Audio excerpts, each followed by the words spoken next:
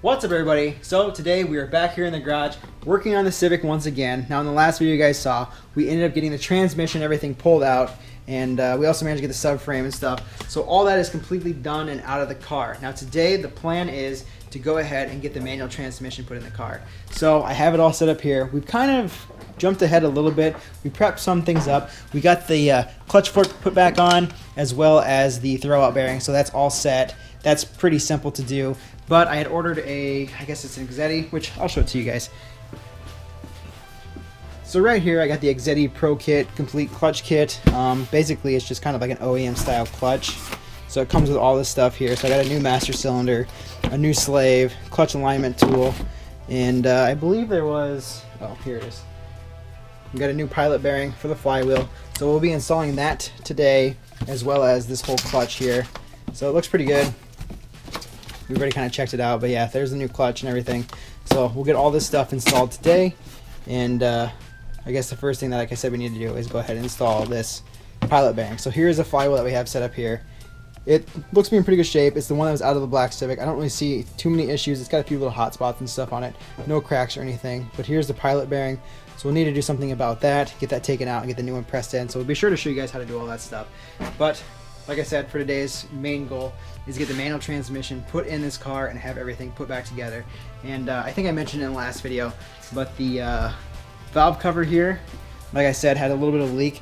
So before we actually finish up this whole manual swap and put in the wiring harness and stuff, I want to go ahead, pop this valve cover off, and take care of that leak before we do anything else. So for now, let's go ahead, get that pilot bearing fixed, and start getting this put back together. Alright, so like I said, here is our flywheel. This here is the pilot bearing. We're going to go ahead and knock this out. I've seen other people do this online, and basically what they do is just take a socket, put it on there, pound it out, flip it over, and then go to the other side, just kind of tap it in. So that's what we're going to go ahead and do. Like I said, this is the new pilot bearing that we have. So we kind of checked it to listen to this, and it sounds a little rough. It doesn't sound the best. So that's just kind of the main reason I want to replace this, because everything else is brand new, so might as well go ahead and do this as well. I know the flywheel's not new, but I think it'll work and be fine. So let's go ahead and jump into this and knock this thing out. So just like that, we managed to get it out. Pretty simple. There's kind of a lip on this side, so you have to punch it out like how we just showed you going down. Now we'll go ahead and put the bearing in, just flip it over, and we just put it in from this side. So here's our new pilot bearing, as you guys can see here. There is some text on it, but it's on both sides, so it doesn't really look like it needs to be put in like a certain way. But we'll go ahead, set it up here, make sure it's nice and flush. And then I've got a 22, I believe it's 22 millimeter. Should be the same size as the outside diameter, and we can just go ahead and tap this in. Kind of similar if you guys watched the video where we put the synchros and new bearings in the transmission. Same kind of process, just kind of get it to go in.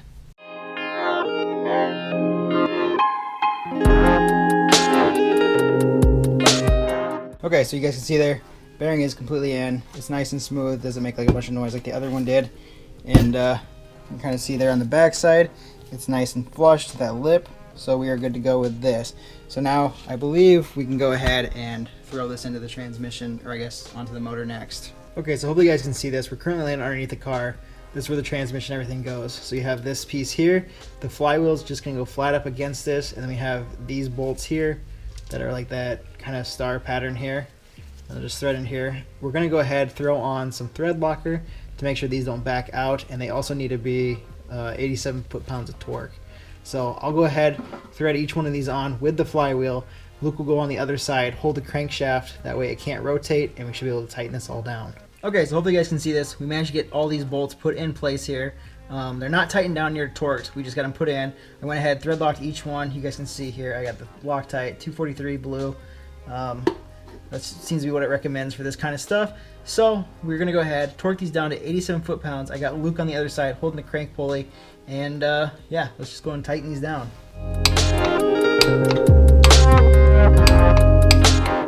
So got them all torqued down. Next up will be the clutch pressure plate and using the alignment tool. Okay, so now we got the flywheel in. We can go ahead and do the clutch. So you guys can see here, this is our new clutch.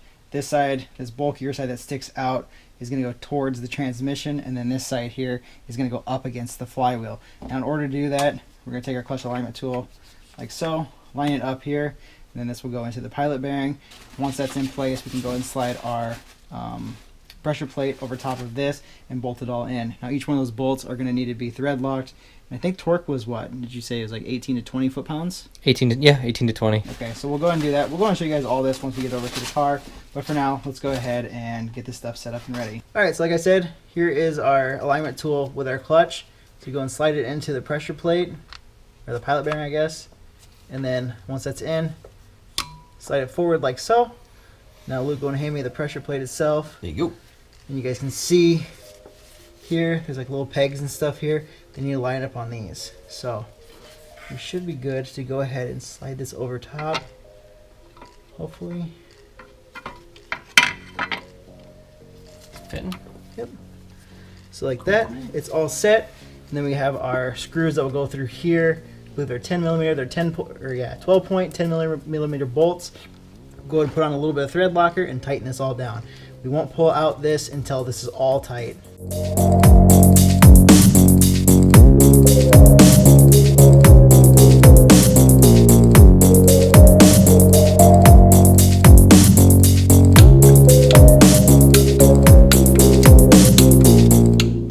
Alright, so you guys have it. We got it all torqued down. Everything's set in place. So we should be able to go and pull our alignment tool now.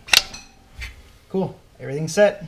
Alright, so now we just got the clutch, the flywheel, the pressure plate. All that is done and installed. So next up is the fun stuff? Stressful. I mean, it's going to be fun. It'll be fun, yeah. Stressful. We have to put in the manual transmission. Now, this thing is nowhere near as heavy as the automatic transmission. That thing was a tank. Boat anchor. I mean, we got to put over there in the corner. Yeah. We don't want to deal Corner with it of anymore. shame. Yeah. So now we're going to go ahead, try to throw in this transmission. I don't know if it'll be too bad or not, but you guys can kind of see here. It's got like this kind of, I guess, a dowel there that will line it up for us once we get it lifted up there. The real trick will be getting it to actually line up. So let's go ahead and do that now and try to get this in. I don't know how well we'll be able to film this, if at all. We can try. We kind of had a little issue getting the automatic one out, so I'm assuming putting this one in is going to be a little bit of same deal. A little stressful, and I don't really want to put you guys in the way. I don't want to break the camera or anything, so might not film this. Well, it's currently the next day. Luke and I pretty much struggled getting this transmission placed in. Definition. Yeah, I mean, we managed to get a jack underneath the car, which you guys can kind of see there. It jacked up the engine, kind of level it out and get it pushed back. We also moved this here to hook back there because the chain was in the way. We used this one here to kind of, I don't know, bring up this transmission. So there's kind of a... There was a whole process with that. It was almost like a pulley, I guess. Yeah, basically that's what it is, a pulley system. And then you just kind of laid underneath there, and I kind of guided it. Got the input shaft to go into the motor and line in place, and then got the bolts. I believe there's like 5 of them down there. Got all those in place. So now the transmission is completely mated up to the engine, and it's done. No more dinking around with that because that took way too long. We went ahead. We did move on. We added a few other things to this. Like you can see here, we managed to put the starter in. I don't know if the starter's good or not. It was in the black parts car Civic when we tore that apart. It cranked when we had it. Yeah, it did crank, so it should be fine. I don't see any issues with it. Just the only thing is it's ugly looking, but it'll work. I just want to make sure that it does work and the car does start and the transmission worked, so we'll see what happens from there. A couple other things that I did notice with this. When we tore apart the black Civic, that was a D17A2, where this one's a D17A1. So I don't know if there's like some block design difference. I don't know. But the manual transmission, which we have currently in the car, had these brackets right here that connect to the transmission and then bolt underneath to the engine. Well, on this one, they don't work. It's a whole different design. It's the same one that you guys saw for the automatic that we ended up pulling off, which I guess we can go ahead and show you guys. Let's go ahead and go underneath the car and I'll just show you what I'm talking about. Alright, so basically here's what I'm talking about. We're directly underneath here. Got the differential here, which you guys can see, and then these pieces here is where it should have like bolted up, connected to the block to the transmission, but you can see here it's a little bit different design. So we just utilized the automatic transmission one because it still bolts up there. It connects all the way over here, and then it's still connected here at the bottom. This one is not in use, so we didn't end up using that, but I think it'll work and be fine. It's just kind of not doing anything. It's just kind of a weird design, so it works. It's in place. Next up, I guess, let's go ahead and throw in the subframe. Okay, so now for the subframe, we're going to go ahead and install this like I just mentioned. We're basically just going to slide this underneath the car, bolt it up the same way that we put it in. It might be a little bit harder because when we dropped it, it was just, you just kind of unscrew the bolt and the whole thing just kind of falls, like you guys would have seen in the last video. Everything is completed, everything's ready to go. We got the sway bar, the lower control arms, all the mounts and brackets and stuff put on this. They're all Loctited, all torqued down, so they're good to go. I think I mentioned this in the last video, but this sway bar on here is much beefier than what was currently on the manual one, or I guess the black part Civic, which is kind of cool. It's like a little slight upgrade that we get for this, so that'll be awesome. But right now, I guess let's go ahead and try to install this. I don't know if we'll really be able to film this because you won't be able to see anything. It's underneath the car. Like I said, it's the reverse of how we took it off. Yep, so let's just go ahead and get this done. Okay, so we just managed to get everything bolted in now. Subframe is completely done. You guys can see it right down there. We got rid of that brace that was up here, so now the motor doesn't wobble or anything. Everything's level how it's supposed to be. Transmission's bolted in here. Got the mount there, one in the back, so everything is in place. Definitely makes a lot easier to do this if you have a friend to help you out. The subframe is not necessarily easy to lift up on your own, but we managed to get it in. All that's left to do now is put in our axles, which I thought I was going to be able to reuse the axle that came out of the black EM2 of the parts car, but you guys can see here, it's pretty rough shape, and I noticed that that end is like snapped off. It's not going to work, so I'm going to have to pick one up from AutoZone. I think I'm going to do it either today or tomorrow. Get that, and then this here is the original one. This is the one that was the automatic. You can see just like the length and stuff. It's much shorter, so that won't work. The passenger side, we can still reuse that one, so I plan on using that. So at this point, I think we've kind of come to a stopping point. We're not really going to do much more today anyway. I talked about doing the valve cover, which I think we're going to do that next, just because we have all this access here, so we can go ahead and get this off, put the new valve cover gasket in, that way it eliminates the leak. And if we're going to do that, might as well paint it. I'm thinking we do gold. Yeah. Because I kind of got like gold accessories and stuff on here currently. Like we did the calipers and stuff gold a while back ago, so I think that'll look really good. But yeah, once that valve cover is done and painted, we can go and throw it back on, and then we can continue with the manual swap by putting the wiring harness in, the shift linkage, and whatever else we have left over. Then we could be pretty much done.